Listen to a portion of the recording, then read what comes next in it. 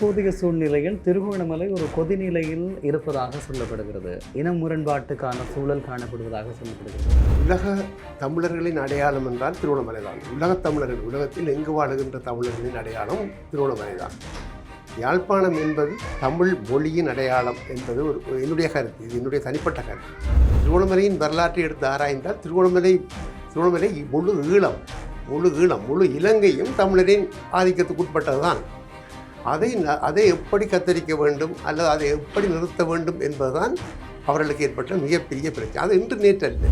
இந்த தமிழ் என்ற இனம் ஒன்று இல்லை என்பதை அவர்கள் மறுப்பதாக இருந்தால் 2-3 விஷயங்களை செய்ய வேண்டும். பொருளாதார ரீதியாக அளிக்க வேண்டும், வரலாற்று ரீதியாக அளிக்க வேண்டும், கலாச்சார ரீதியாக அளிக்க வேண்டும், கல்வி ரீதியாக இப்படி ஏராளமான அளிப்புகள் இருக்கின்றன. காலில் பொண்ணு இருந்தால் காலை வெட்டியறி என்பது போல அவருக்கு என்னதான் பிரச்சனை இருந்தாலும் தமிழர்கள் அதுக்குள் வந்துடக்கூடாது என்பதை தவிர நாட்டண்ட முன்னேற்றத்தை பற்றி யோசிக்கவில்லை. தமிழருக்கு ஒரு உரிமை கொடுக்காமல் நாங்கள் எப்படி ஆட்சி செய்வது என்பதை பற்றி சூட்சமமாக செய்து கொண்டிருக்கின்றார்கள் ஒவ்வொரு அரசாங்கமும்.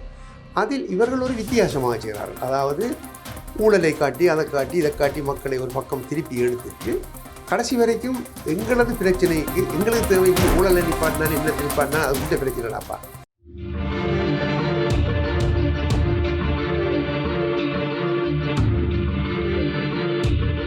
வணக்கம். இது சக்கரவியூகம். வார்த்தையை நம் வாழ்கொண்டு கருத்துக்களோடு மோதுகின்ற களம். இன்றைய நாளும் நாங்கள் பேசக்கூடிய மிக முக்கியமான ஒரு சில விடயங்கள் இருக்கிறது. அப்படியாக ஈழத்தமிழர்கள் தங்களுடைய தலைநகரம் என்று சொல்லப்படுகின்ற திருகோணமலை பறிபோய்க் கொண்டிருக்கிறது.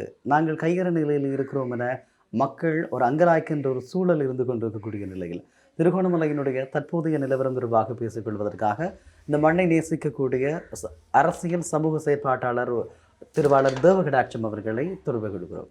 வணக்கம் திரு தேவகடாட்சம் அவர்களே. நன்றி, வணக்கம். குறிப்பாக இப்போது திருகோணமலையை பொறுத்தவரை எல்லோரும் சொல்லுவது போல ஒரு கொதிநிலை அரசியல் நிலை காணப்படுகிறது. சமூக குழப்பங்களுக்கான சாத்தியக்கூறுகள் இருப்பதாக சொல்லப்படுகிறது. நீங்கள் எப்படி நினைக்கிறீர்கள்? முதற்கண் நீங்கள் இப்படி ஒரு பேட்டி எடுப்பதற்கும் அல்லது என்னை விட பலரை சந்தித்து நீங்கள் பலவிதமான விஷயங்கள் திருவண்ணாமலையை பற்றி பெறுவதையிட்டு மிகுந்த சந்தோஷப்படுகின்ற முதற்கண். அதே நேரத்தில் உங்களது சக்கரவியூகம் இந்த தொலைக்காட்சி அமைப்புக்கும் எனது நன்றியை முதற்கண் தெரிவித்துக் கொள்கின்றேன். ஏனென்றால் நாங்கள் போகின்ற வேகத்தில் நன்றி சொல்ல மறந்து விடுவோம். ஆகவே நன்றியை முதல் சொல்லிவிட்டு தான் தொடங்க வேண்டும் என்று நான் நினைத்தேன். என்ன பல இடங்களில் பார்த்துருக்கின்றேன். எல்லாம் எங்களது விஷயம் முடிஞ்சோன்னா கடகடன்று நாங்கள் நன்றியை சொல்லாமல் வெளிக்கிட்டு போயிடுவோம். ஆகவே இப்படி நீங்கள் இவ்வளவு தூரம் உங்களது நேரத்தை செலவழித்து ஒரு நல்ல விஷயத்துக்காக பாடுபடுறது ஒரு மிகப்பெரிய ஒரு தொண்டாக கருதுகிறேன். நன்றி. அதாவது இப்போதைய சூழ்நிலையில் திருகோணமலை ஒரு கொதிநிலையில் இருப்பதாக சொல்லப்படுகிறது. இன முரண்பாட்டுக்கான சூழல் காணப்படுவதாக சொல்லப்படுகிறது. நீங்கள் எப்படி பார்க்கிறீர்கள்? நீங்கள் குறிப்பிட்ட விஷயம் தம்பி கொதிநிலையில் இன்று இருக்கின்றது என்பதுக்கு அப்பால், திருகோணமலை இப்போது பறிபோய் கொண்டிருக்கின்றதுக்கு அப்பால் இது எப்போவோ பறிபோய்விட்டது என்பது எனது கருத்து. ஏனென்றால் உலக தமிழர்களின் அடையாளம் என்றால் திருவண்ணாமலை தான். உலகத் தமிழர்கள், உலகத்தில் எங்கு வாழுகின்ற தமிழர்களின் அடையாளம் திருவண்ணாமலை தான்.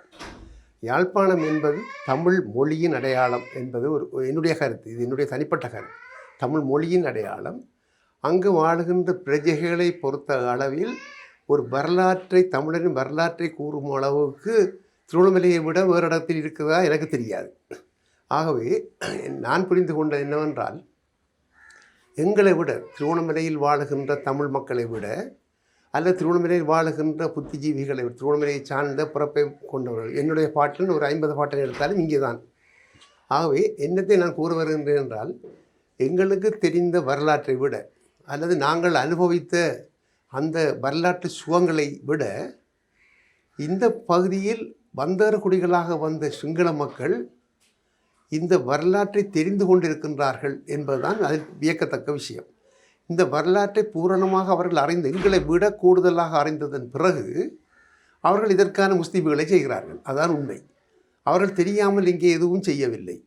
மொக்குத்தனமாக அல்லது மண்டகாஞ்ச அளவில் இது ஒரு முரட்டுத்தனமாக இதுகளை செய்யவில்லை. இப்பொழுது நடக்கின்ற பிரச்சனைகள் எல்லாம் ஒரு வித்தியாசமாக போட்டு விடுவார்கள். எப்படி என்றால், ஒரு ரவுடி கூட்டம் செய்கிறது அல்லது ரவுடியாக்கள் அது விஷயம் தெரியாமல் செய்கிறார், அப்படி அல்ல. இது திட்டமிட்டு ரவுடிகளை வைத்து புத்திஜீவிகள் செய்கின்ற ஒரு விளையாட்டு. ஆகவே எங்களை விட இந்த வரலாற்றில் மிக அவதானமாக இருப்பவர்கள் சிங்கள மக்கள். ஏனென்றால் திருகோணமலை என்பது பறிபோகமாக இருந்தால் முழு இலங்கையும் ஏறத்தாழ முழு இலங்கையும் தமிழரின் வசம் உட்பட்டது என்பதை சொல்ல வருவார்கள். அதுதான் உண்மையும் கூட. திருகோணமலையின் வரலாற்றை எடுத்து ஆராய்ந்தால் திருகோணமலை முழு இலங்கையும் தமிழரின் ஆதிக்கத்துக்கு உட்பட்டது தான். அதை எப்படி கத்தரிக்க வேண்டும் அல்லது அதை எப்படி நிறுத்த வேண்டும் என்பதுதான் அவர்களுக்கு ஏற்பட்ட மிகப்பெரிய பிரச்சனை. அது இன்று நேற்றல்ல. வரலாற்று காலம் என்று நாங்கள் எப்பொழுது பேச ஆரம்பித்தோமோ அதற்கு முதலே அவர்கள் துவங்கிவிட்டார்கள். அவர்கள் வரலாற்றை படித்து விட்டார்கள். ஆகவே என்னை பொறுத்தவரையில் இது ஒரு புதிதாக ஏற்பட்ட ஒரு சர்ச்சையோ அல்லது புதிதாக கிளம்பியதோ அல்ல. இப்போ இருக்கின்றவர்கள் அதை செய்கின்றார்கள் என்றால் விதை போட்டவர்கள் ஏற்கனவே இருக்கிறார்கள். எத்தனையோ வருடங்களுக்கு அப்பால் இருக்கின்றார்கள். திருகோணமலையின் ஆதி வரலாறை சொன்னால் வந்தேறு குடிகள் யார் என்பது தெரிய வரும். வந்தேறு குடிகள் யார் என்றால் இலங்கைக்கு வந்து ஏறின குடிகள், அதாவது திருகோணமலைக்கு வந்த குடிகள் என்று பார்த்தால் முதல் இங்கே இருந்தவர்கள் ஒரு சமூக நாகரிகத்தோடு இருந்தவர்கள் தமிழர்கள். அவர்களுக்கான பல இதுகள் இருக்கின்றது, பல ஆதாரங்கள் இருக்கின்றது. அவர்கள் விஜயனின் வருகைக்கு பிறகுதான் திருகோணமலையில் ஒரு சிங்கள இனம் என்றது வந்ததுக்கான அடையாளம் நிறைய இருக்கின்றது. அந்த வரலாற்றெல்லாம் சொல்ல போனால் இப்பொழுது நேரம் காணாது. தற்போது நடக்கின்ற கரண்ட் அதாவது தற்போது நடக்கின்ற விடயத்தை மட்டும் சொல்ல வேண்டி வந்தால் நல்ல என்று நினைக்கின்றேன். ஆகவே ஒன்று விளங்கிக் கொள்ள வேண்டும். திருகோணமலை தான் இறங்கு துறைமுகமாக இருந்தது. உதாரணத்துக்கு 2 துறைமுகம் இருந்தது. இலங்கையின் முதல் துறைமுகம் இப்பொழுதும் இருக்கின்றது, இலங்கை துறைமுகத்துவாரம். அந்த இலங்கை துறைமுகத்துவாரம் என்ற பெயரை லங்காப்பட்டினம் என்று மாற்றினார்கள். இது சும்மா சாதாரணமான விடயம் அல்ல. லங்காப்பட்டினம் என்று மாற்றினார்கள்.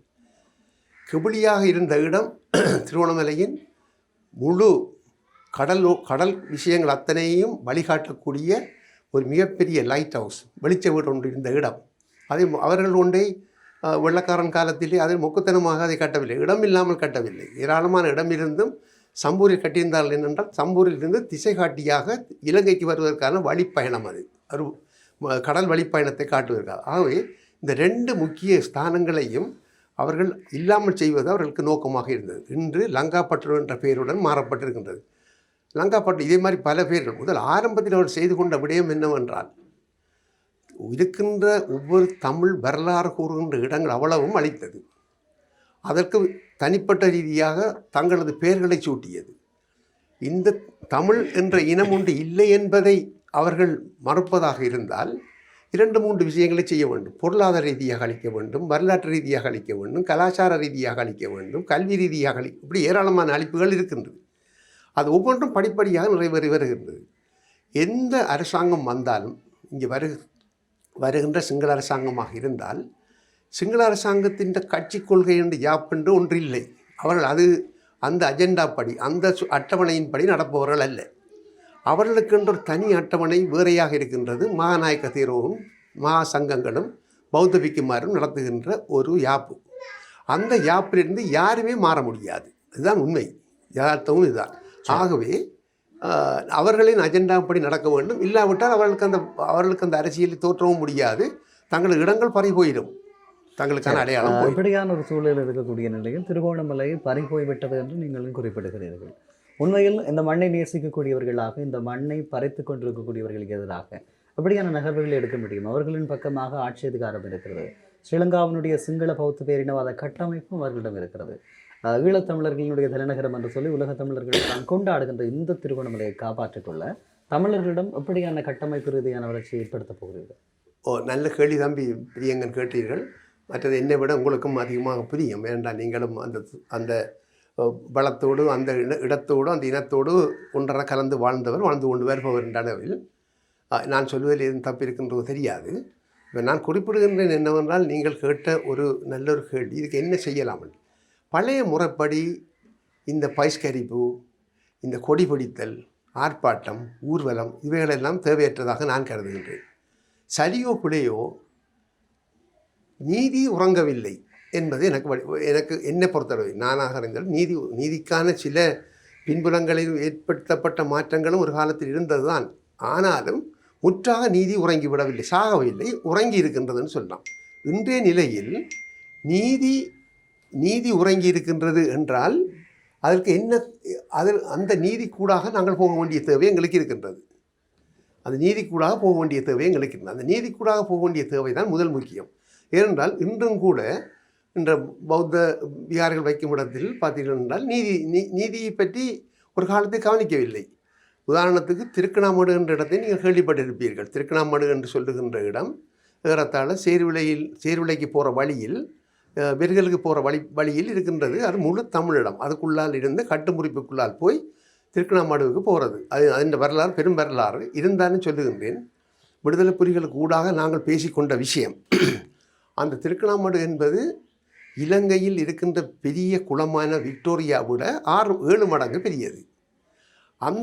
அந்த திருக்கணாமடு குளத்தை பார்வையிட 1931ஆம் ஆண்டு SWR பண்டாரநாயக்கா தன்னுடைய லண்டன் பல்கலைக்கழக படிப்பை முடித்துவிட்டு, அவர் கல்வியை முடித்துவிட்டு இலங்கைக்கு வருகின்றார். ஒரு சைக்கிளில் போய் சென்றிருக்கிறார் புலனறுவை கூடாக அந்த பிரதேசத்தை பார்ப்பதற்கு. மட்டக்களப்பு மாவட்டமும் திருவண்ணாமலை மாவட்டமும் புலனறுவை மாவட்டமும் அல்லது எல்லாம் ஒன்று சேருகின்ற ஒரு இடத்தில் அந்த திருக்கணாமடு இருக்கின்றது. அது பெரிய விஸ்தீரணத்தோடு இருக்கின்றது. அந்த விஸ்தீரண வரைபடத்தை எடுத்து பார்த்தால் இப்போ நாங்கள் இடம்பெயர்ந்து பாடுகின்ற அத்தனை பேர்களும் அங்கே இருக்கின்றது. சம்பூர், மல்லியத்தீவு, ஆண்டாங்குளம், தம்பலாமும் எல்லாம் அங்கே இருக்கின்றது. பட்டித்திடல், பாலத்தெளிச்சேன் என்பது ஊரெல்லாம் அங்கே இருக்கின்றது. சின்ன சின்ன பேர் மாற்றத்தோடு இருக்கின்றது. அதுக்கான வரலாறு சொல்லுகின்றார்கள். திருக்கணாமடுவில் இருந்து பேர்ந்தவர்கள் திருவண்ணாமலையில் வந்து குடியேறின பிறகு மடுவில் இருந்தபடியால் எங்களுக்கு அந்த நோய் தொழுநோய் வந்தபடியால் நாங்கள் இங்கே வந்தோம். ஆகவே மலை சார்ந்திருக்கின்றபடியால் திருக்கணாமலை என்று வைப்போம் என்று சொன்னார்கள். இன்றும் கூட யாழ்ப்பாணத்தை மக்களை கேட்டால் சொல்லுவார்கள், திருக்கணாமலைக்கு போகிற பஸ் எங்கன்னு தான் கேட்பார்கள். திருக்கணாமலை என்பதை தான் சொல்லுவார்கள். திருக்கணாமலை மாமி, திருக்கணாமலை ஆண்டி, திருக்கணாமலை பெரியப்பா, திருக்கணாமலை சித்தப்பா என்று இங்கிருந்து போகிறவர்களுக்கு பேர் வைத்து அழைப்பார்கள். இன்று வரை இருக்கின்றது. திருவண்ணாமலை என்று சொல்ல மாட்டார்கள். நல்லா அவதானித்து பார்த்தால் தெரியும். யாழ்ப்பாணத்தைச் சேர்ந்த மக்கள், வடபகுதி மக்கள் திருக்கணாமலை என்று தான் சொல்வார்கள். அந்த திருக்கணாமலை என்றுதான் ஆதி பேருங்கூட. ஆக இதையே நான் குறிப்பிடுகிறேன் என்றால் எங்களை வரலாறு அங்கே தொடங்குகின்றது. அகத்திய ஸ்தாபனத்தின் முடிவில் தொடங்குகின்றது திருக்கணாமடு என்ற இடம், கொம்பனாச்சி என்ற இடம். பின்னால் கங்குவேலிக்குள்ளால் போய் அகத்திய ஸ்தாபனத்துக்கு நாங்கள் போகிற இடம். அதில் வந்து பார்த்து SWR பண்டாரநாயக்கா கூறினாராம், அந்த அவரோட வந்த சகாக்களிடம் சொன்னாராம், இந்த குளம் மூடப்பட வேண்டும். எப்படி அவர் ஒரு பெரிய ஒரு கணவானின் ஒரு ராஜ குடும்பத்தை சேர்ந்தவன் சொன்ன கதையை பாருங்கள். இந்த குளம் மூடப்பட வேண்டும், இதில் இருக்கிற திருக்கணாமடு என்ற இந்த குளம் மூடப்பட வேண்டும். அப்போ பக்கத்தில் இருந்து கேட்டாராம், ஏன் சார் மூடப்பட வேண்டும்னு சொல்கிறீங்க? இந்த குளம் மூடாட்டி இந்த குளத்தால் எடுக்கின்ற நன்மைக்கு கிடைக்கின்ற பயனை அனுபவிக்க இந்த மக்களும் நியாயமான செல்வத்தோடு வாழ்வார்கள். தென்பதில் இருக்கிற சிங்கள அத்தனை பேரும் கையேந்தி இங்கே வந்து பிச்சை எடுப்பார்கள் என்று சொன்னாராம். ஆகவே இந்த குளத்தை மூட வேண்டும். அதாவது காலில் பொண்ணு இருந்தால் காலை வெட்டியறி என்பது போல அவருக்கு என்னதான் பிரச்சனை இருந்தாலும் தமிழர்கள் அதுக்கு வந்துடக்கூடாது என்பதை தவிர நாட்டண்ட முன்னேற்றத்தை பற்றி யோசிக்கவில்லை. அதில் எங்கிருந்து விளங்குது என்றால், அந்த நாளில் இருந்தே தமிழரின் முன்னேற்றத்தில் மிக அவதானமாக இருந்திருக்கிறார்கள். தமிழர்கள் முன்னேறக்கூடாது, தமிழர்கள் நல்ல நிலைக்கு வரக்கூடாது. அதற்காகத்தான் நீங்கள் பாருங்கள், கடந்த வன்செயலுக்கு முன்பட்ட காலங்களில், நீங்கள் எல்லாம் தம்பி பிரியங்கள்லாம் பிறந்திருப்பீங்களோ தெரியாது, ஒரு காலத்தில் திருவண்ணாமலையில் ஏற்பட்ட வன்முறைகளை பார்த்தீங்கன்னா தெரியும் உங்களுக்கு. அந்த வன்முறைகள் எல்லாம் வீடு உடைத்தார்கள் முதல். அதுக்கப்புறம் பொருளாதாரத்தை நசுக்கினார்கள். சம்பூரில் ஏறி இருந்து கூரையை உடைத்து பிளந்தார்கள், வீடுகளை அழித்தார்கள், புத்திஜீவிகளை பிடித்து கொண்டே கொன்றார்கள். எத்தனையோ ஆசிரியர்கள், எத்தனையோ அதிபர்மார்களை கொன்றார்கள், எத்தனையோ கவிஞர்களை கொன்றார்கள். இதெல்லாம் உங்களுக்கு நீங்கள் அறிந்திருப்பீர்கள். உங்களுக்கும் இந்த வரலாற்றில் நிறைய உங்களுக்கு தெரியும். அதே போல் ஒவ்வொரு ஊரில் இருப்பவர்களும் ஒவ்வொரு ஊரில் இருக்கின்ற கனவான்களையும், விவசாயிகள், உழைக்கும் வர்க்கத்தையும், உழைத்தவர்களையும், செல்வாக்காக இருந்தவர்களையும் கொன்றார்கள். அல்லது அந்த பயத்தில் நாட்டை விட்டு ஓடினார்கள். நான் என்ன குற்றம் செய்தேன்? நானும் இப்படி பெருசாக சொல்ல வரவில்லை என்னை பற்றி. நானும் ஒரு இலச்சொந்தக்காரனாக இருந்தவன், மிகப்பெரிய நிலச்சொந்தக்காரனாக இருந்தாலும் வயல் நிலங்களுக்குரியவன் நான். சொந்தமாக வயல் நிறைய உள்ளாள் நான் அந்த ஊரை விட்டு ஓடி வருவதற்கு காரணம், இன்று நான் திருவண்ணாமலையில் உங்களுடன் பேசுவதற்கு காரணமே அந்த வன்முறை தான். என்னை அங்கிருந்து துரத்தினான். நான் என்ன செய்தேன்? களவெடுத்தேனா, பொய் சொன்னேனா, அல்லது மது அழித்து நான் என்னுடைய சொத்துக்களை அழித்தேனா, அல்லது சூதாடி அழித்தேனா, அல்லது பெண்ணாசையில் நான் அழித்தேனா? எதுவும் இல்லை. ஒரே ஒரு காரணம் நான் தமிழனாக பிறந்தோம். இது போன்ற ஏராளமான பேர்கள், ஏராளமானவர்கள் மூதுரை விட்டு இடம்பெயர்ந்து வந்து விட்டார்கள். ஏன்னா பூர்வீகத்தை விட்டு வர வேண்டும். இதுதான் அவர்கள் நோக்கம். சரி, இப்படியெல்லாம் ஒரு பிரச்சனை இருக்கிறது. இப்படி தொடர்ந்து இந்த வரலாறுகளை நாங்கள் மீட்டி பார்த்து கொண்டிருக்கிறோம். ஆனால் திட்டமிட்ட முறையில் தமிழர்களுடைய வரலாறுகளை மாற்றுவதிலே கச்சிதமான நகர்வுகளை மேற்கொள்கிறார்கள். நேற்றைய நாளில் திருவண்ணாமலைக்கு வந்திருக்கக்கூடிய ஞானசார தேரர் பதிவு செய்திருக்கக்கூடிய தகவல்களின் அடிப்படையில் திருக்கோணேஸ்வரம் என்பது கோகர்ண விகாரையிலே தான் இருக்கிறது என்ற விடயத்தை அவர் பதிவு செய்கிறார். அதே போல இந்த பூமி 2500 ஆண்டு காலமாக சிங்கள பௌத்த பூமியாகத்தான் இருக்கிறது. நாங்கள் யாரும் கள்ளத்தோணியில் வரவில்லை என்று சொல்லி அவர் அழுத்தம் திருத்தமாக ஒரு செய்தியை சிங்கள மக்களுக்கு சொல்கிறார். ஆகவே இந்த தமிழர்களுடைய வரலாறு இடைச்செருகப்பட்டது என்ற மாதிரியாக அவருடைய கருத்து இருக்கிறது. இல்லை, என்னை பொறுத்தவரையில் அவர் சொல்வதில் ஒவ்வொரு ஆளுக்கும் ஒவ்வொரு அபிப்பிராயம் இருக்கும். திருகோணமலையின் வரலாறு அல்லது சிங்களவர்களின் வரலாறு விஜயனின் வருகைக்கு பிறகுதான் என்பதை எல்லோரும் ஏற்றுக்கொண்ட விஷயம். அதில் மாற்றமில்லை. அந்த அவர்கள மாவம்சத்தின்படி திருவண்ணாமலை என்பது இலங்கைக்கு வந்தவர்கள், குடிபெயர்ந்து இந்தியாவிலிருந்து வந்த விஜயனின் தோழர்களும். அவர்களின் தோழர்கள் எப்பொழுது வந்தார்கள் என்றால் அந்த காலத்திலிருந்து தான் சிங்களவர்கள் என்ற இனம் வந்திருக்கும். அந்த சிங்களவர்கள் என்ற இனம் வந்ததுக்கு பிறகுதான் பௌத்தம் என்பது வந்திருக்கும். அப்போ ஏறத்தாழ இங்கு வரும் பொழுது இங்கே ஒரு நாகரிகம் மிக்க சமூகம் இருந்தென்பதை நீங்கள் முதல் புரிந்து கொள்ள வேண்டும். ஏனென்றால் இங்கிருந்து பல புலவர்கள் ஈழத்து புதந்தவனார் அங்கே போயிருக்கின்றார். இந்தியாவுக்கு போய் தன்னுடைய கவிதைகள், கட்டுரைகள், தன்னுடைய ஆக்கங்களை செய்து பெயர் வாங்கி வந்திருக்கின்றார். அதனால் அந்த ஈழத்து புதந்தவனார் போன்ற பலர் இருந்திருக்கின்றார்கள், கல்விமான்கள் இருந்திருக்கின்றார்கள் என்றால் இது ஒரு படித்த சமூகம் இருந்திருக்கின்றது. அப்போ இங்கே வந்து இறங்கினவர்கள் குவேனியை திருமணம் செய்தார்கள், சிங்கத்தை திருமணம் செய்தார்கள், சிங்கத்துக்கு பிறந்த பிள்ளை. இதெல்லாம் ஒரு யதார்த்தம் இல்லாத ஒரு குழந்தை பிள்ளை கதை. அதே மாதிரி எங்கள் டைம் இருக்கின்றது என்பது வேறு விஷயம். சிங்கத்தை திருமணம் செய்து சிங்கத்துக்கு பிறந்த பிள்ளை என்பது இது எந்த ஒரு மிருகத்துக்கு பிள்ளை பிறகுன்றது எந்த காலத்திலும் இந்த விஷயம் அல்ல. இதெல்லாம் ஒரு கட்டுக்கதை. இதுகளை கூட சிங்கள சமூகம் நம்பிக்கொண்டிருக்கின்றது. என்ன பொறுத்தவரை திருவண்ணாமலையில் இருக்கின்ற கோணேச கோயிலின் வரலாறு அல்லது பௌத்த பள்ளிகளின் வரலாறு, வில்கம் விகாரை போன்றவர்களுக்கெல்லாம் தமிழ் பௌத்தர்கள் இங்கே வாழ்ந்ததுக்கான அடையாளம் இருக்கின்றது. அது மாற்று கருத்தில்லை. அவர்கள் யார் வந்தார், யார் முந்தி வந்தார் என்பதுக்கு அப்பால் சிங்களவரின் வருகை எப்போது என்றால் விஜயனின் காலத்துக்கு பிறகுதான். விஜயனின் காலத்தின் வருகையை வடிவாக தெளிவாக தெரியும். ஏன்னா விஜயன் இங்கே வரும்பொழுது இங்கே ஒரு சமூகம் இருக்கிறது. அது வேட சமூகமா அல்லது தமிழ் பேசுகின்ற சமூகம், ஏதாவது இருந்தாலும் மொழி வந்து தமிழ் மொழியோட கூடிய சமூகம் இங்கே இருந்திருக்குது. அப்போ இங்கே ஒரு சமூகம் இருக்கும் பொழுது அவர்கள் வந்து இரண்டரை கலந்தார்கள் என்பதை தவிர வேறு வார்த்தை இல்லை. சரி, இப்படியான ஒரு சூழல் இருக்கக்கூடிய நிலையில் ஒரு காலகட்டத்தில் ஈழத்தமிழர்களுக்கு ஒரு பலமான கட்டமைப்பு இருந்தது. ஈழத்தமிழர்களுக்கு ஒரு பிரச்சனை என்று வருகிற போது ஈழத்தமிழர்களுக்கு இந்த ஒரு நிழல் அரசு வைத்து அவர்கள் அந்த நகர்வுகளை மேற்கொண்டிருந்தார்கள். ஆனால் இப்போதைய சூழ்நிலையில் யாரும் எதுவும் ஈழத்தமிழர்களை நோக்கி செய்யலாம், இதனை கேள்வி கேட்பதற்கு யாருமே இல்லை என்ற ஒரு கையறு நிலைக்கு ஈழத்தமிழர்கள் தள்ளப்பட்டிருக்கிறார்கள். இனிமேல் இருக்கக்கூடிய எஞ்சிய இடங்களை எப்படி பாதுகாப்பது? நீங்கள் இப்போ ஆரம்பித்த ஒரு இடத்தில் இருக்க வேண்டிய விஷயம் என்னவென்றால், நான் எந்த அமைப்பு சார்ந்தும் நான் சொல்லவில்லை. எங்கே நாங்கள் சிக்கல்படுகின்றோம் என்றால், என்னை பொறுத்தவரையில் வரலாற்றை அறிந்தவர்கள் எங்களை விட அதிகமாகவும் தெளிவாக அறிந்தவர்கள் சிங்களவர்கள் பெரும்பான்மையினர் என்பது ஒரு புறம் இருந்தாலும், அவர்கள் எதை அறிந்து அவர்கள் எப்படி நகர்த்துகின்றார்கள் என்ற அந்த சூட்சுமத்தை அறிந்தவர்கள் விடுதலை புலிகளை விட வேறு யாரும் இல்லை. இந்த பகுதியால் போகின்ற கப்பல்களுக்கு கட்ட வேண்டிய வரி, அதாவது லெவி என்று சொல்லுகின்ற அந்த வரி, இங்கே பார்க்குறீங்கன்னா போக எத்தனையோ கடல் மைல் தூரம் பயணம் பண்ண வேண்டி இருக்கின்றது.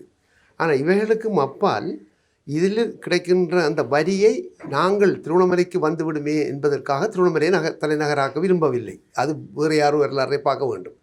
ஆனால் என்னை பொறுத்தவரையில் என்னுடைய கருத்து என்னவென்றால், திருவண்ணாமலையை கையகப்படுத்த வேண்டிய தேவை எங்களுக்கும் இருக்கிறது. எங்களுக்கு இருக்கிறதை புரிந்து கொண்டால் எங்களை விட விடுதலை புலிகள். இன்றைக்கு விடுதலை புலிகள் இருந்திருந்தால், நான் யாரையும் தூக்கி வைத்து சொல்லவில்லை, விடுதலை புலிகள் இருந்திருந்தால் ஒரு துளியும் நடப்பதற்கு ஆயத்தமில்லை. ஏனென்றால் அவர்கள் தனிப்பட்ட முறையிலே நாடு காண வர்றதுக்கு அப்பால் விடுதலை புலிகளின் தலைவர் மேதகு பிரபாகரன் அவர்கள் திருகோணமலையில் மிக ஆக்ரோஷமான தன்னுடைய திறன்களை அவ்வளவத்தையும் வரலாற்று ரீதியாக முழுப்படியாக அறிந்தவர் தலைவர் பிரபாகரன் என்பது என்னுடைய கருத்து. இங்கிருந்து சில போனவர்கள், சந்தித்தவர்கள், சொர்ணம் போன்றவர்கள் எல்லாம் என்னுடன் நேரடியாக சொன்ன விடயங்கள் அது. பிரபாகரனுடன் பேசும் பொழுது உடனே கேட்டாராம் சொர்ணத்தின் தகப்பனிடம், ஐயா நீங்கள் அங்கேருந்து வாரீங்கள், எப்படி இருக்குது மாரியம்மன் கோயில் என்று கேட்டாராம். மாரியம்மன் கோயில் கனவேருக்கு எங்கே இருக்குன்றே தெரியாது. இங்கே இருக்கின்ற ஆக்களுக்கே தெரியாது மாரியம்மன் கோயில் என்றால் இங்கே என்று தேடுவார்கள். அந்த ரயில்வே ஸ்டேஷனுக்கு பின்னால் இருக்கின்ற மாரியம்மன் கோயில் இப்போ சிங்களவரின் ஆட்சியில் இருக்கின்றதா, தமிழ் மக்கள் நீங்கள் போய் பூஜை செய்கிறீர்களா என்று கேட்டார். அவருக்கு அது சொல்கிறது கொஞ்சம் கஷ்டமாக இருந்தபடியால் சொன்னார், அது மூடிப்பட்டு போய் கிடக்குன்னு சொன்னார். மூடிப்பட்டு, அதாவது இப்போ இயங்கு நிலையில் இல்லைன்னு சொன்னார். இன்றைக்கு அந்த சனீஸ்வரன் கோயிலுக்கு பக்கத்தில் இருக்கின்ற அந்த ஆலயம் இயங்கு நிலைக்கு வருகிறதோ அன்றைக்கு தமிழீழத்தின் முக்காப்பங்கள் நாங்கள் எடுத்து விட்டோம் என்று அர்த்தம்னு சொன்னாராம். இது நான் சொல்லவில்லை, என்னுடைய மிக நெருக்கமாக எனக்கு பக்கத்தில் இருந்து சொர்ணம் அவர்கள் என்னுடைய கூறிய விடயம். அப்போ எப்படி ஆழமாக இருக்கின்றார் என்றால், நாங்கள் அந்த இடத்தை நாங்கள் போய் இதுவரைக்கும் போய் கொள்ளலாம் முடியாமல் இருக்கணும். ஆக இங்கே எவர் வந்தும் அங்கே செய்ய போகிற இல்லை என்ற ஒரு மாயையை காட்டி எல்லாரும் மறைந்து கொள்கிறார்கள். செய்யக்கூடியவர்களை முன்னுக்கு விடுவதும் இல்லை. இப்போ இன்றைக்கு பாராளுமன்ற உறுப்பினர், நிற்க வேண்டிய பாராளுமன்ற உறுப்பினர் இங்கே பட்ஜெட் என்று போனார். சரி, ஏனென்றால் அவர் போகாட்டி அங்கே பட்ஜெட் நடக்காது. ஏனென்றால் நிதியமைச்சரும் அவரும் 2 பேர் சேர்ந்து தயாரித்த பட்ஜெட். ஆக அவர் கட்டாயம் போகணும். ஏனென்றால் அவர் இல்லாட்டி அந்த பட்ஜெட் இலங்கையில் வராது. மேயரும் கூட இல்லையாம் என்ற கேள்வி பல ஃபேஸ்புக்குகளில் பார்க்கக்கூடியதாக இருக்கின்றது. இதில் முகம் கொடுக்க முடியாதவர்கள் எப்படி இன்னும் வரப்போகிறது பிரச்சனைகள். ஏனென்றால் அவர்கள் தங்களை தளத்திலிருந்து மாறப்போகிறதில்லை. இலங்கையில் வரலாற்றில் தமிழருக்கு ஒரு உரிமை கொடுக்காமல் நாங்கள் எப்படி ஆட்சி செய்வது என்பதை பற்றி சூட்சமமாக செய்து கொண்டிருக்கின்றார்கள் ஒவ்வொரு அரசாங்கமும். அதில் இவர்கள் ஒரு வித்தியாசமாக செய்கிறார்கள். அதாவது ஊழலை காட்டி அதை காட்டி இதை காட்டி மக்களை ஒரு பக்கம் திருப்பி எடுத்துட்டு கடைசி வரைக்கும் எங்களது பிரச்சனைக்கு எங்களுக்கு தேவை, நீ ஊழலை நிப்பாட்டினாலும் என்ன நிப்பாட்டினா அது உண்ட பிரச்சனைடாப்பா, அது உண்ட தென் மாநிலத்து மக்களுக்கு சிங்கள மக்களுக்கு அது பயனாக இருக்கும். ஒரு ஊழல்காரனை பிடிச்சின்னா அது எங்களுக்கு என்ன நன்மை இருக்குன்றது 2வது கேள்வி. எங்களுக்கு இருக்கிற பாரிய பிரச்சனை, எங்களுக்கு இருக்கிற நிலப்பிரச்சனை, மொழி பிரச்சனை, எங்களை அடக்குமுறை, எங்களை இந்த விடுவிக்க வேண்டிய தேவைகள், எங்களை மொழி, இப்படி ஏராளமான பிரச்சனைகள். இதில் ஏதாவது ஒன்றை உன்னால் தீர்க்க முடிந்ததா? உங்களால் முடியுமா? நீங்கள் தான் தீர்த்தாக வேண்டும். ஆகவே என்னை பொறுத்த வரையில் சரியோ பிள்ளையோ, யார் எதிர்த்தாலோ யார் சரி பண்ணாலோ, ஒரு சரியான தீர்வு வர வேண்டுமான இருந்தால், சரியான தீர்வை நோக்கி நாங்கள் போக வேண்டுமாக இருந்தால், விடுதலை பொறிகள் போன்ற ஒரு இயக்கம்தான் இதுக்கு பொருத்தம் என்பதுதான் என்னுடைய கருத்து. அதாவது இவர்களிடம் எதுவும் கேட்டு பிரயோசனம் இல்லை. இவர்களிடம் எடுக்க வேண்டிய முறை அவர்கள் கையாண்ட முறைதான். அந்த முறையை தவிர வேறு வழி இல்லை என்பது என்னுடைய கருத்து. ஆகவே அந்த முறைக்கு, அதாவது வன்முறைக்கு போக வேண்டும் என்று நான் சொல்லவில்லை. இல்லாத பட்சத்தில் நீ எடுக்கின்ற ஆயுதத்தை பொறுத்தான் நான் எடுக்கின்ற ஆயுதமும் இருக்கின்றது என்றால், நீ தரமாட்டேன்னு சொல்லுகின்ற ஆயுதத்துக்கு நான் எடுக்க வேணும் என்றதுக்கு பெற வேண்டிய ஆயுதம் அதாக இருந்தால் இதாக இருக்கும், அவ்வளவுதான். ஆகவே என்னை பொறுத்தவரையில் தமிழர்கள் நாங்கள் விழிப்பாக இருக்க வேண்டும் இந்த விடயத்தில். நிச்சயமாக நீங்கள் அந்த விடயத்தை குறிப்பிடுகிறீர்கள். ஆனால் நீங்கள் குறிப்பிடுகின்ற புலிகள் அமைப்பும் இப்போது இல்லை. அதே போல் ஆயுத போராட்டம் மௌனிக்கப்பட்டு விட்டது. இனி இதனை காப்பாற்றிக் கொள்வதற்கு என்ன வழி என்று நினைக்கிறீர்கள்? நல்ல விஷயம். அதுக்குத்தான் நான் ஒன்றை சொல்லியிருந்தேன். நாங்கள் எல்லாரும் கையிறந்து போய்விட்டோம். ஒரு பாராளுமன்ற உறுப்பினரால் ஆக மேக்சிமம் பறக்கக்கூடிய அவரின் ஃப்ளைங் செக்டர் அவர் பரப்பு எல்லை ஒரு குறிக்கப்பட்ட அளவுதான் இருக்கும். அவர்களையும் பல சொல்லிடாது. எந்த அரசியல்வாதி இந்த பரப்பும் அவ்வளவுதான் இருக்கும். ஆனால் ஒன்று, நான் ஏற்கனவே சொன்னது போல, சட்டம் தூங்கவில்லை. சட்டத்துக்கூடாக நீதிக்கூடாக நாங்கள் செல்லலாம் என்பது என்னுடைய கருத்து. கடைசி, அதாவது அதுவும் ஒரு தொங்கலில் யோசிக்கின்றேன். அதுவும் ஒரு சரி வரலாம், சரி வராமலும் போகலாம். அப்போ நாங்கள் சட்டத்தின் ரீதியாக எப்படி போவது? இப்போ இன்று இருக்கின்ற அந்த புத்தர் சிலை வைத்த இடம் தங்களுக்கு ஏற்கனவே தரப்பட்ட இடமாகவும் ஏற்கனவே இருந்த பிரதேச செயலாளருக்கூடாக வழங்கப்பட்ட காணியாகவும் சொல்லப்படுகிறது. என்னுடைய அறிவு கட்டியவரை, நானும் அந்த காலத்தில் இங்கே இருந்தவன் என்ற அளவில் அப்படி ஒன்று நடக்கவில்லை. அவரால் கொடுக்கப்பட்டது வேறொரு இடத்துக்கு, 3 இடத்தால் கடலால் சூழப்பட்ட இடம் என்று சொல்லியிருக்கின்றார். அந்த பெர்மிட் கொடுத்த இடம் அதே வேறொரு இடம்தான். அந்த இடம் 3 இடமாக கடலால் சூழப்படவில்லை. இவரை பிடித்திருக்கின்ற இடம் அதனால் சூழப்படவில்லை. ஆனால் இது அந்த எங்கே நாங்கள் போக வேண்டும் என்றால், அவர்களது பெர்மிட் கொண்டு வரும் பொழுது அந்த பெர்மிட்டுக்கான வரைபடத்தை நாங்கள் நோக்கி சென்றால் வரைபடத்தில் எல்லாம் இருக்கின்றது. பிளான், சர்வே பிளான், அதைத்தான் எடுக்க வேண்டும். ஆனால் இப்பொழுது திசை மாறி இன்றைக்கு கடல் பாதுகாப்பு அமைச்சு அது கையாண்டிருக்கிறது. அவர்களுக்கு பயிற்சிகைக்கான ஒரு ஒழுங்கும் அங்கு செய்திருக்காள். சவுக்கு மரம் எல்லாம் அவர்களாம் சுனாமிக்கு பிறகு வைத்த சவுக்கு மரம். ஆகவே அந்த கடல்சார் திணைக்களம் அதை இப்பொழுது கையில் எடுக்கின்றது. சட்டம் 29B அந்த சட்டத்தின் கீழ் அந்த கையகப்படுத்தப்பட்ட அவர்களிடம்தான் அனுமதி பெற்றிருக்க வேண்டும். அவர்களிடம் அனுமதி பெறவில்லை. நிலத்துக்கு பெர்மிட் கொடுத்தாலும் என்று வைத்து விட்டாலும் கட்டிடத்துக்கு யூசி தான் பொறுப்பு, மாநகர சபை தான் பொறுப்பு. கட்டிடம் கட்டுவதற்கு அவர்களிடம்தான் பர்மிஷன் எடுக்க வேண்டும், அனுமதி பெற வேண்டும். கட்டிடம் கட்டுவதற்கு யூசியிலிருந்து அனுமதி பெற்றதா? இல்லை. காணி இருக்கலாம், காணி இருந்தாலும் என்னோட காணி இருக்கின்றன, இந்த வீடு கட்டுவதற்கு எனக்கு அனுமதி வேணும். சரி, இப்படியாக நீங்கள் குறிப்பிடுகிறீர்கள், உங்களுக்கு சட்டத்தில் நம்பிக்கை இருக்கிறது, நீதித்துறையில் நம்பிக்கை இருக்கிறது, இப்படியான கட்டுமான படிமுறைகளை மேற்கொள்ள வேண்டும் என்று குறிப்பிடுகிறீர்கள். ஆனால் உங்களுக்கு நல்ல ஞாபகம் இருக்கும் என்று நம்புகிறேன். திருகோணமலையில் 2005ஆம் ஆண்டு காலப்பகுதியில் பலத்த எதிர்ப்புக்கு மத்தியில் விடுதலை புலிகள் இருக்கக்கூடிய காலப்பகுதியில் விடுதலை புலிகள் இதை மையமாக வைத்து ஒரு தடுப்பு நடவடிக்கை மேற்கொண்ட காலமெல்லாம் இருக்கிறது. ஆனால் அந்த புத்தர் சிலை வைக்கப்படுகின்ற போது ஸ்ரீலங்காவினுடைய நீதிமன்றம் இந்த புத்தர் சிலையை உடனடியாக அகற்றுங்கள் என்ற ஒரு தீர்ப்பை வழங்கியிருந்தது. ஆனால் அந்த நீதித்துறை தீர்ப்பு ஏற்றுக்கொள்ளப்படவில்லை. மாநகர சபையினுடைய ஆளுகைக்கு உட்பட்ட இல்லை, ஆனால் மாநகர சபையால் எதுவும் செய்ய முடியவில்லை. திருகோணமலை மாவட்டத்தில் அந்த காலப்பகுதியில் 2 நாடாளுமன்ற உறுப்பினர்கள் இருந்தார்கள். திருவாளர் அமரர் சம்பந்தன் அவர்கள், அதே போல அமரர் துரை ரத்தினசிங்கம் அவர்கள். ஆக இவர்கள் எல்லாம் இவ்வளவும் இருந்தும் தமிழர்களினுடைய பக்கமாக பலமான ஒரு கட்டமைப்பாக புலிகள் இருந்தும் திருகோணமலையில் 2005ஆம் ஆண்டு கால பகுதியில் வைத்த புத்தர் சிலை இன்னமும் அதே இடத்தில் மெருகூட்டப்பட்ட நிலையில் இருக்கிறது. இப்படி இருக்க எங்களுக்கு சட்டத்தில் நம்பிக்கை இருக்கிறது, இலங்கையினுடைய நீதித்துறையில் நம்பிக்கை இருக்கிறது, இப்படியான படிமுறைகளைத்தான் இவர்கள் பின்பற்றி வர வேண்டும் என்று சொல்லுகின்ற விடயங்கள் எப்போது பொய்ப்பு வைக்கப்பட்டு விட்டது இல்லையா? தொடர் நடவடிக்கைகளை நாங்கள் மேற்கொள்ளவில்லை என்பதுதான் உண்மை. என்னை பொறுத்தவரையில் இந்த இடையில் வேறு விடயம் சொல்வதற்கு மன்னிக்க வேண்டும். ஸ்ரீலங்கா என்று நாங்கள் சொல்லி பழகிவிட்டது. ஸ்ரீலங்கா இல்லை, இலங்கை என்றே சொல்லுவோம், சிலோன் என்று சொல்லுவோம். அதான் சரி என்று நினைக்கின்றேன். இன்றைக்கு அந்த பேர் வந்ததோ அன்றோடு எல்லாம் முடிந்த மாதிரி தான் போகுது. சரி, அது ஒரு பக்கம் வைத்து விட்டு இப்போ நீங்கள் குறிப்பிட்ட அந்த விடயம் எனக்கு சரியாக விளங்குது. அதாவது இருந்த காலத்தில் நாங்கள் செய்யவில்லை என்று. நாங்கள் எதைத்தான் செய்தோம்? ஒன்றையும் செய்யவில்லை. வடகிழக்கு பிரித்ததுக்கு நாங்கள் எல்லோரும் எத்தனை சட்டத்திறனிகள் நிறைந்திருந்த 22 பாராளுமன்ற உறுப்பினர்கள், 30 பாராளுமன்ற உறுப்பினர்கள், புத்திஜீவிகள் என்று நிறைந்திருந்த தமிழ் தேசிய கூட்டமைப்பெல்லாம் இருந்த காலத்தில் யார் போய் வழக்கு வைத்தார்கள்? ஒருவரும் இல்லை. அல்ல, யார் போய் அவர்கள் பிரித்ததுக்கான நீதியரசர் இப்பொழுது இருக்கின்ற நீதியரசர் அவர் தான் இதெல்லாம் பிரித்தவர். அவர் இருந்த காலத்தில் யார் அவருக்கு எதிராக? நிச்சயமாக இந்த விவகாரத்தில் திருவாளர் சுமந்திரன் அவர்கள் குறிப்பிடுகின்ற விடயம், தான் தோற்று போன ஒரு வழக்காக இந்த வடக்கு கிழக்கு இணைப்பு வழக்கை அவர் அடையாளப்படுத்துகிறார். அவர் அது தொடர்பாக வாதாடியதாக குறிப்பிடுகிறார்.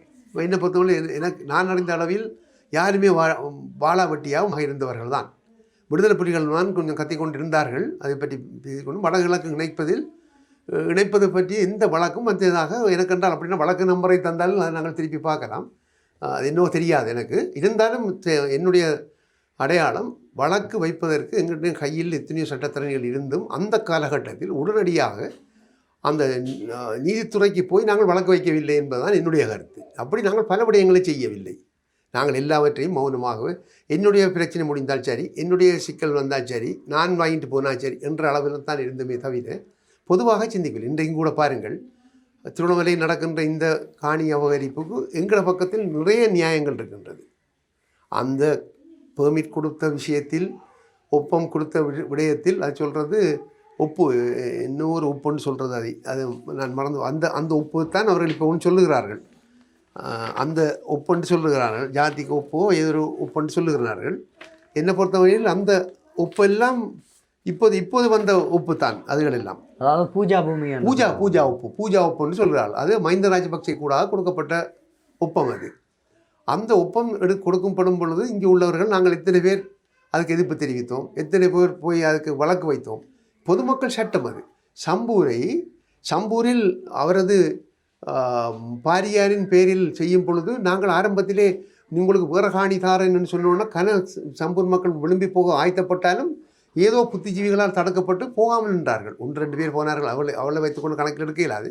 1-2 பேர் ரால்குடியில் அங்கே இருந்தே போனார்கள்.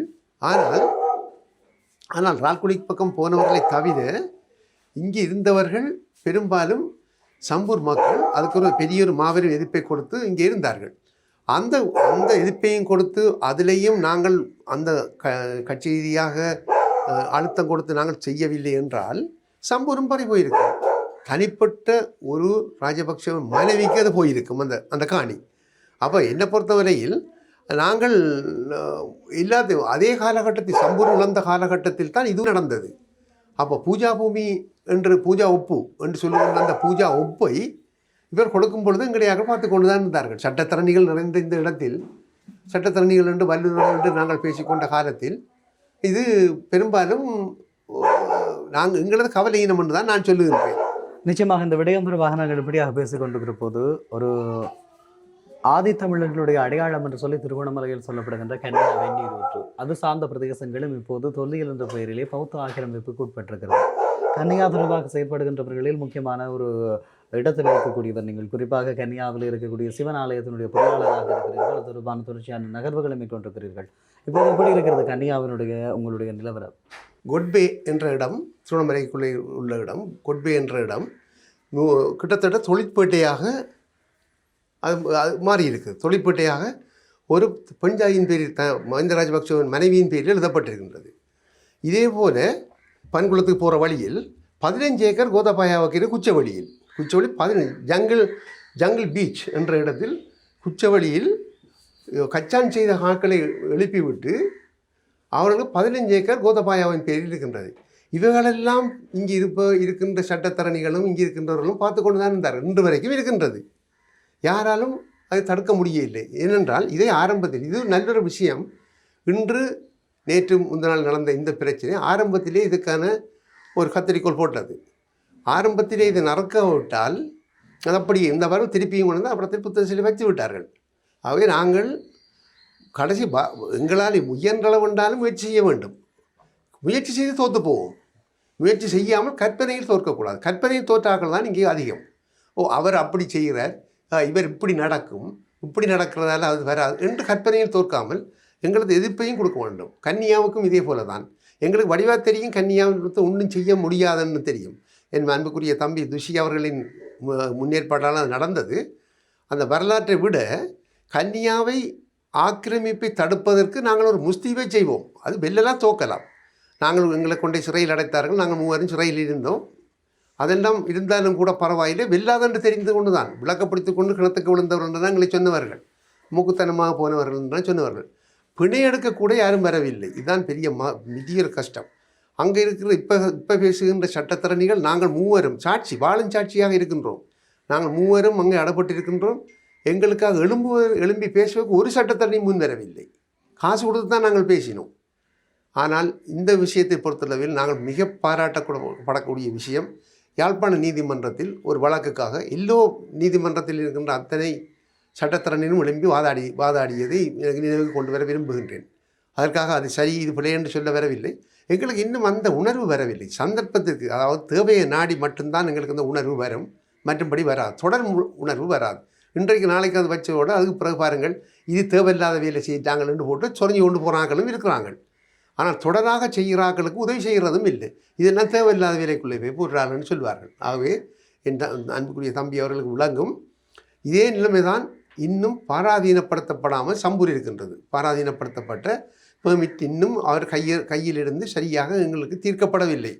ஆகவே அந்த சம்பூர் பூமியையும் அந்த பிரதேசத்தையும் மீட்க வேண்டிய பொறுப்பும், அந்த பிரதேசத்துக்குள் மீண்டும் இவர்கள் மீண்டும் ஆட்சிக்கு வந்திருந்தால் மஹிந்த ராஜபக்ஷ மனைவி அங்கே நேராக அங்கே வந்திருப்பார். அதை நாங்கள் எதிர்த்தாலும் நடக்கப் போகிறதில்லை. ஆகவே இவைகளை நாங்கள் ஆரம்பத்திலிருந்தே மெல்லிதாக நாங்கள் அதற்குரிய இதுகளை நாங்கள் கத்தரிக்க வடிக்கணும். அதை இதுவரைக்கும் செய்ய இல்லை என்பதுதான் என்னுடைய. அதுதான் நான் நீதித்துறையை சொல்லுகின்றேன். நீதித்துறை வெட்டி பிடுங்கி செய்வார்கள் என்று நான் சொல்லவில்லை. ஏனென்றால் இதே நீதித்துறை தான் பல பிழைகளை செய்ததும் இருக்கின்றது. நீதியரசராக இருந்தவர் கடைசியாக அந்த கந்தலாயில் இருக்கின்ற சுகர் ஃபேக்டரி பக்கத்தால் சீனி கம்பெனின்னு சொல்லுவாங்க, அதுக்குள்ளாக பாதையை திறந்தார். வன இலாக்காவுக்கு கேட்காம, வன இலாக்காவுக்கு இதுண்டாமல் அதுக்குள்ளே இருந்து திறந்து அப்படியே திருக்கணாமடுவுக்கு போகிறதுக்கான வழியை எடுத்தவர். அந்த வழியை காடுகள் அழிப்பு சட்டத்துக்கு வன இலாக்காவுக்கு அறிவிக்க வேண்டும். வன இலாக்காவுக்கு அறிவிக்கவில்லை. அவர் எந்த சந்தர்ப்பமும் செய்யவில்லை. அங்கே உள்ள கிராம உத்தியோகத்தர், அதுக்கு அங்கே உள்ள டிஎஸ், அவங்க அவ்வளோ பேர் ஒத்துழைப்பையும் அவர்கள் செய்தார்கள். பிரதம நீதியரசராக இருந்தவருடைய பேரை மறந்துவிட்டு ஞாபகத்துக்கு வரவில்லை. அவரது தலைமையில் நடந்தது. அதே அவரது தலைமையிலிருந்து தான் வடகிழக்குக்கும் பிரிக்கப்பட்டது. அவனுக்காக நாங்கள் எந்த தூரம் எல்லா மக்களும் நாங்கள் எல்லா சட்டத்தரணியும் எழும்பினோமா? இல்லை. ஆகவே நாங்கள் எங்களது மிக பிழைகள் வைத்துக்கொண்டு அவரை அந்த பாராளுமன்ற உறுப்பினர் விலக வேண்டும், இந்த பாராளுமன்ற உறுப்பினர் விலக வேண்டும், அவர் இருந்து பிரயோசனம் இல்லை என்ற சின்ன சின்ன குரோதமான சின்ன செயல்களை எல்லாம் விட்டுவிட்டு நாங்கள் ஒன்று சேர்ந்து எப்படி செய்ய வேண்டும் என்பதை மற்றும் சிந்தித்தான் நல்ல என்று நினைக்கிறேன். அது நீதித்துறையை விட வேறு வழி இல்லை என்னை பொறுத்தவரையில்.